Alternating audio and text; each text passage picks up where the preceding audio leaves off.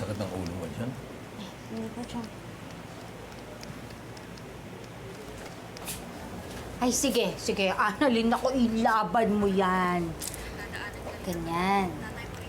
Bestie, ano pang pinag-aaralan mo?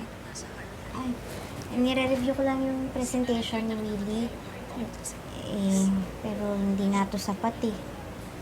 Buti nga pumayag yung judge ng continuance ng presentation. Mapag-aaralan ko pa to. Sapat na ba yan? Tsaka yung testimonya ni Ate Ces para maipanalo natin yung kaso. Sa totoo lang po, Chong, tagilid pa tayo. Kaya nag-iisip pa po ako ng iba nating pwedeng maihabol. Ayoko naman po magpakampante. Tsaka mas lalong hindi po ako papayag na makatulan ng guilty si Tinang, lalo na't alam kong wala naman siyang kasalanan. Tulad ng mga teleserye na napanood natin, hindi naman tayo basta lang sumuko. Lumaban tayo hanggang narating natin yung dulo. Hindi man tayo sigurado kung ano ang nasa dulo ng lahat ng ito.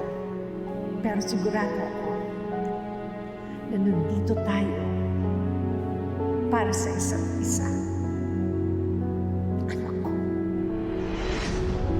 Ay, naku, Annalyn. Tama yan. Tama! Oh, sira ang ulo talaga to si Moira eh.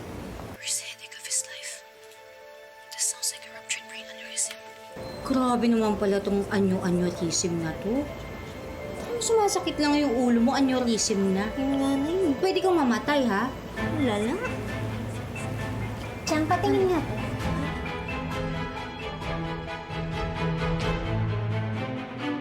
Doc, it looks like a subarachnoid hemorrhage. Hunt and Hess 4, Fisher grade 4. Secondary to ruptured right MCA aneurysm po. Aneurysm?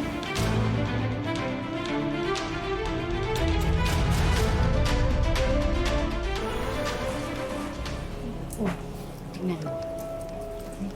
Bestie, anong ginagawa mo?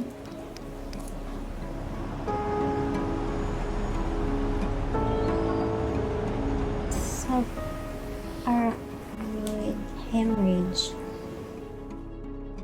Maaari niyo po bang isalaysay sa korte ito kung ano ang naging diagnosis ng pasyente nang itinakbo siya sa Apex Hospital? The patient was diagnosed with subarachnoid hemorrhage.